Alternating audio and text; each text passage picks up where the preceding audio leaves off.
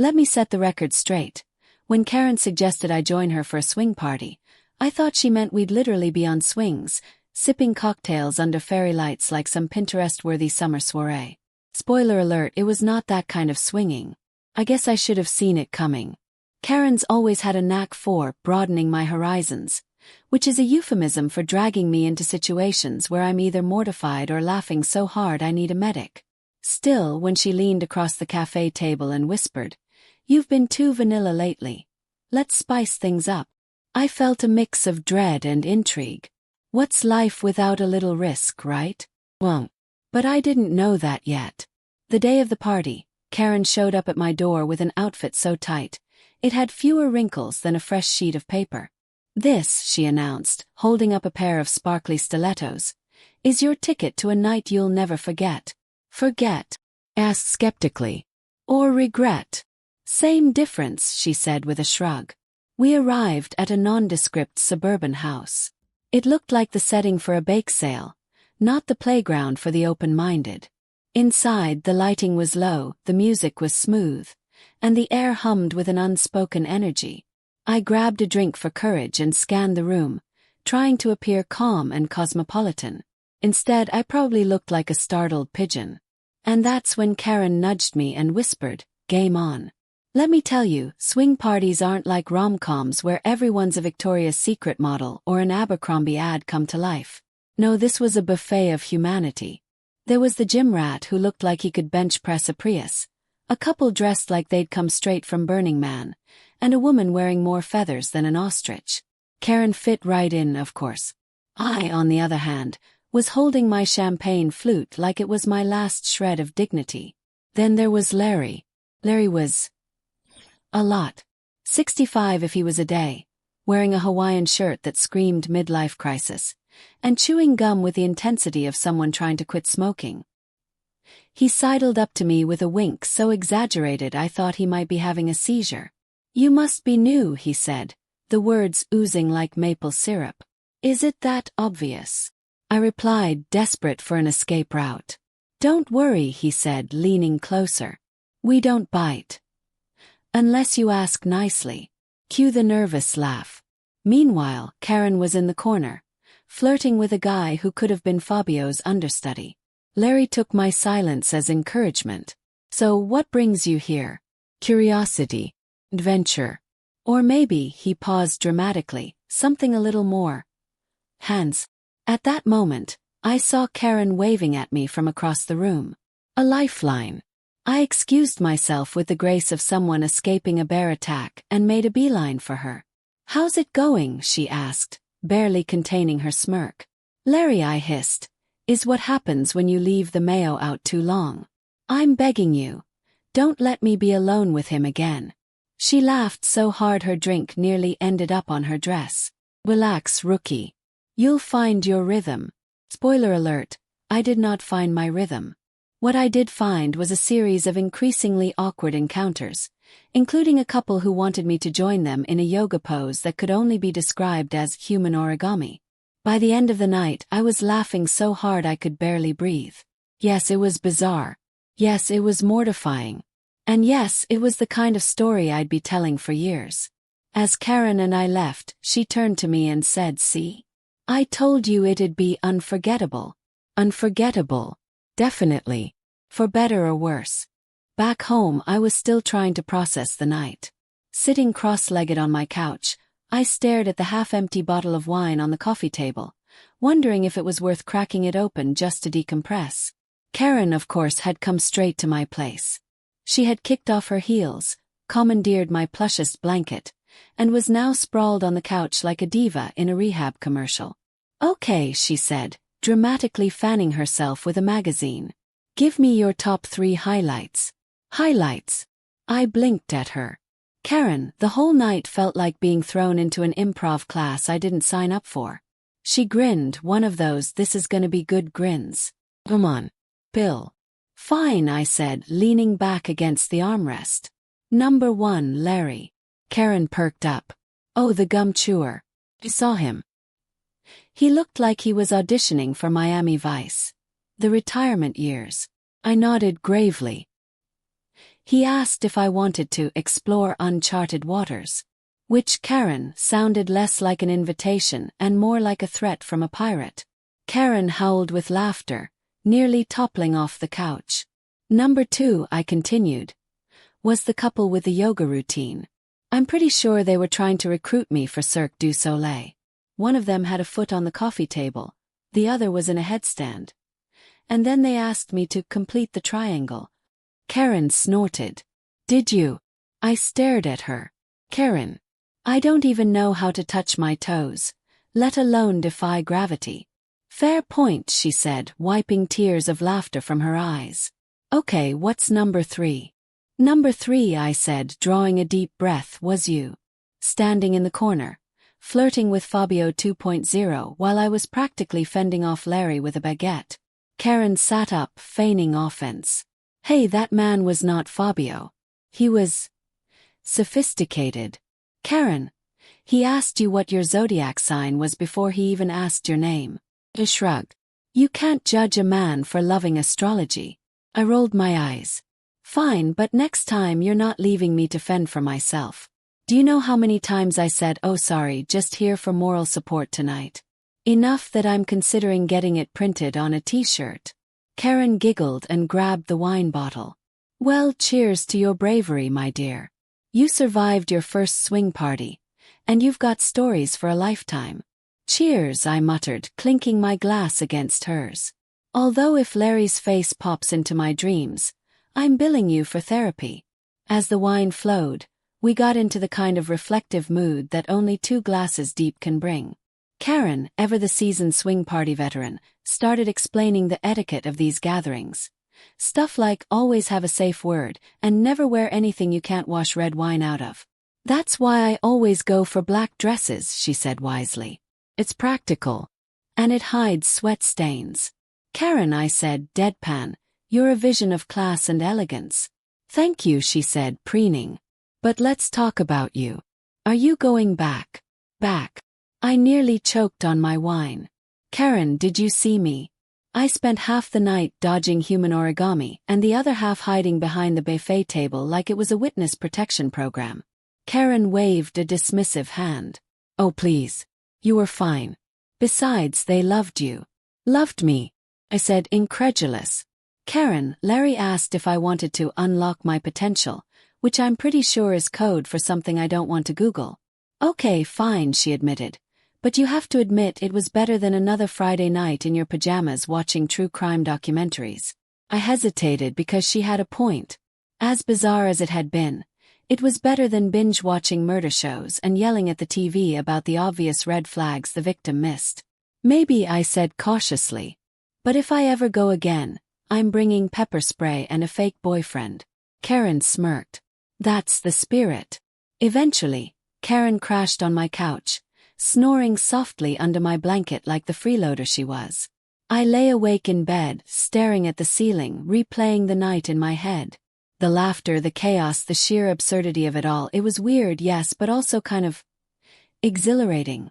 I groaned, pulling the covers over my head. Unlock your potential, I muttered, shaking my head. Larry, you've ruined that phrase for me forever. The next morning, I woke up to find Karen in my kitchen wearing my robe. My robe. And making coffee like she owned the place. She was humming some tune I didn't recognize. Probably something from her Conquer the World with Chaos playlist. Morning, sunshine, she chirped when she noticed me lurking in the doorway. Sleep well. Like a baby, I replied. If the baby had flashbacks of Larry's winks and woke up screaming at 3 a.m. Karen smirked. Oh, come on, Larry wasn't that bad. I raised an eyebrow. He had a chain wallet, Karen. A chain wallet. Karen gasped dramatically, clutching the mug to her chest. Fashion crime. I stand corrected. As I plopped onto the stool at my kitchen island, Karen set a steaming cup of coffee in front of me. She had even frothed the milk. I mean, say what you will about her questionable life choices, but the girl could steam some dairy. Okay, she said, sliding into the stool next to me. You have to admit, last night wasn't a total disaster. Define total, I said, blowing on my coffee. Because unless total disaster now includes nearly agreeing to something called a trust triangle.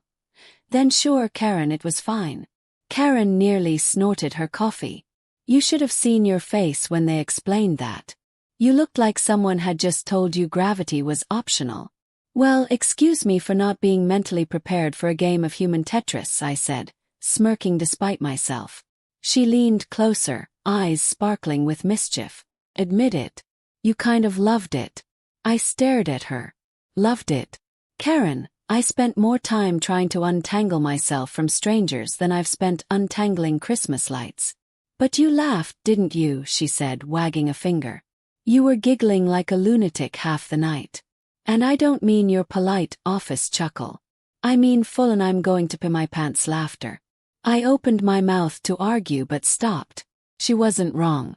Somewhere between Larry's soulful attempts at seduction and the yoga couple's earnest, pretzel-like enthusiasm, I had laughed. Hard. Okay, fine, I admitted, stirring my coffee. It was funny. But funny like a blooper reel. Not a let's do that again kind of way. Karen gave me a sly look. We'll see.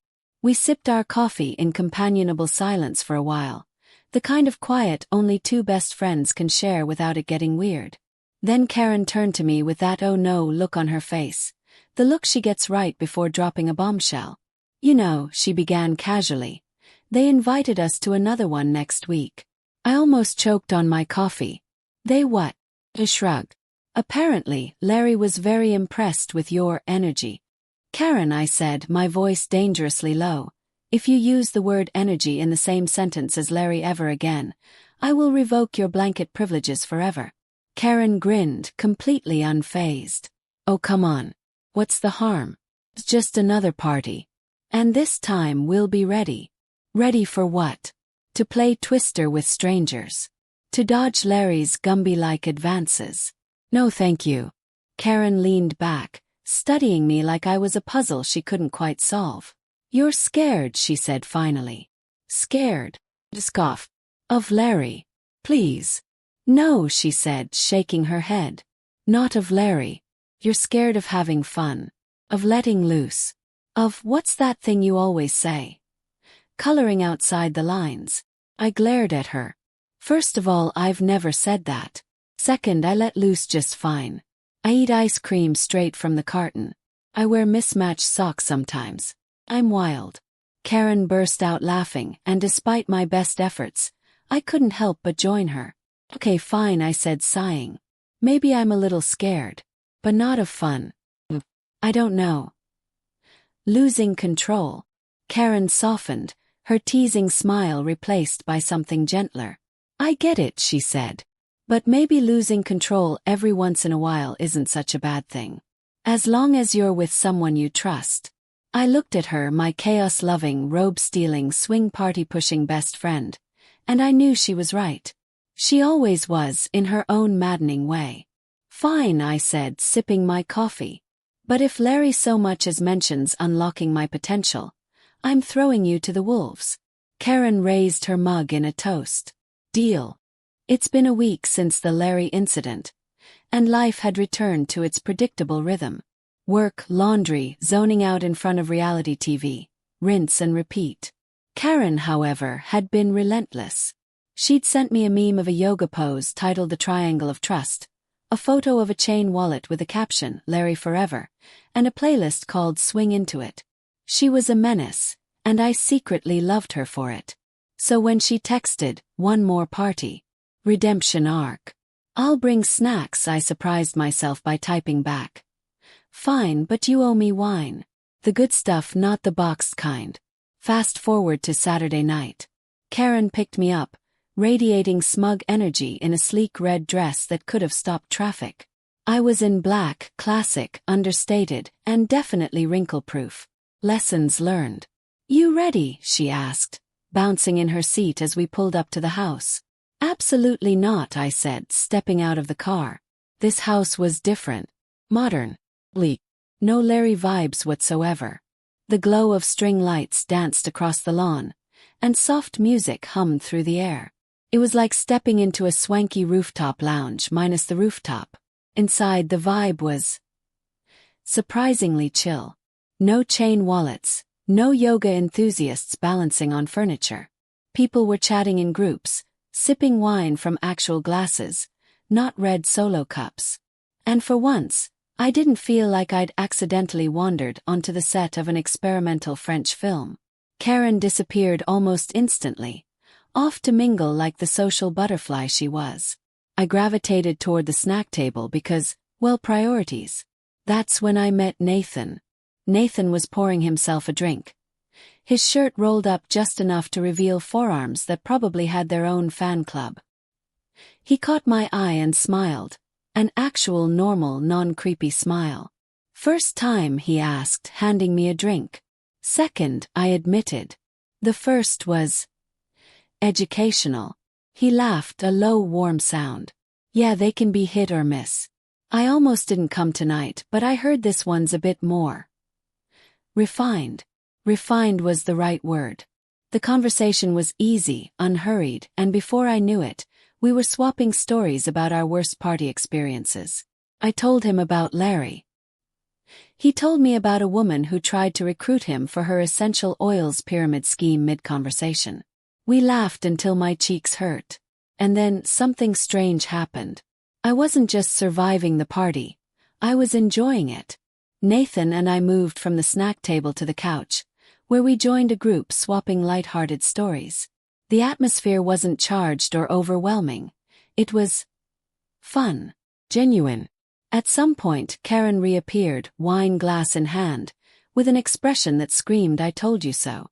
She winked at me but didn't interrupt. For once, she let me have my moment.